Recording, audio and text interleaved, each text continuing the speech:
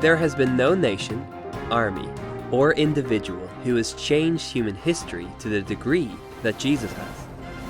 And his popularity is still very evident today. For better or for worse, you will literally find Jesus in every corner of society.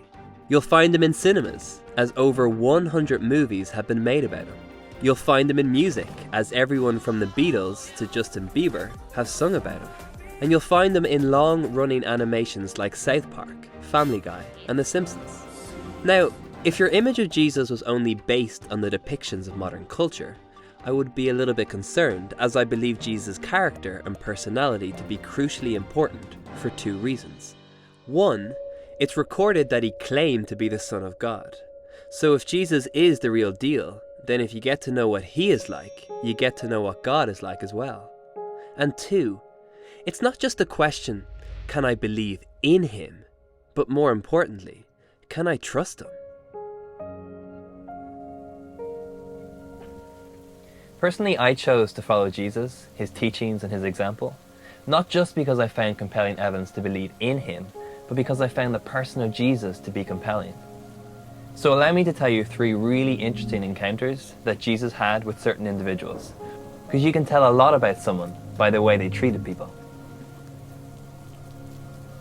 In the Bible, the Gospel writer John tells a beautiful and heartbreaking story about a woman who was caught in adultery. The penalty at that time was to be stoned to death. One day, a bloodthirsty mob came to Jesus with a half-naked woman in tow.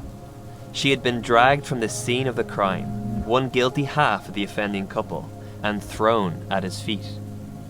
While she is the subject of the conversation, she is not the target.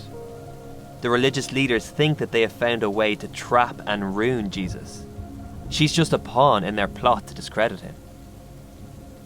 Jewish law said that she should be stoned to death, but the Romans were rulers over the Jews at that time, and their law did not allow the Jews to execute people.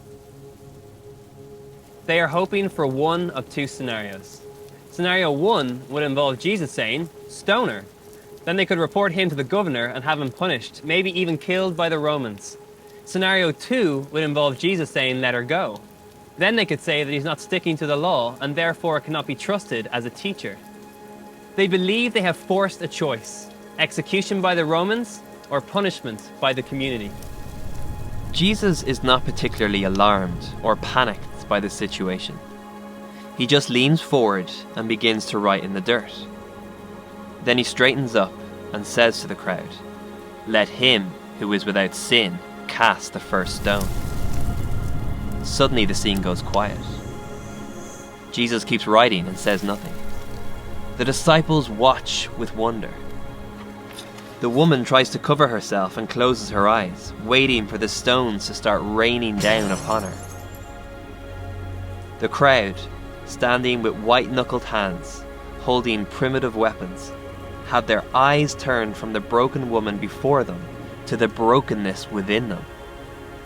As they do, they begin to loosen their grip on their stones, drop them, and walk away. The scene that they leave behind is a half-naked woman struggling with her mistakes, and sitting in a circle of stones before Jesus, the one man who, as far as she could tell, did have the right to judge her. He looks up to her and says, "Does no one judge you?" "No one, sir," she replies. "Neither do I, but go now and leave your life of sin." I learned so much about Jesus from this particular encounter because he doesn't react as you might expect. On the one hand, both the woman and the crowd are guilty of sin.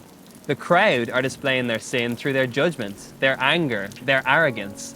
The woman through adultery. Yet Jesus doesn't judge her like the rest. He neither reaches for his black book of people's screw-ups, nor does he bend down and pick up one of those rocks. Instead, he sets her free from the judgment of others, disarms the angry crowd, and invites her to start life afresh by leaving her life of sin. Jesus showed us that there is no mistake big enough that he can't forgive, and no situation that he can't turn around.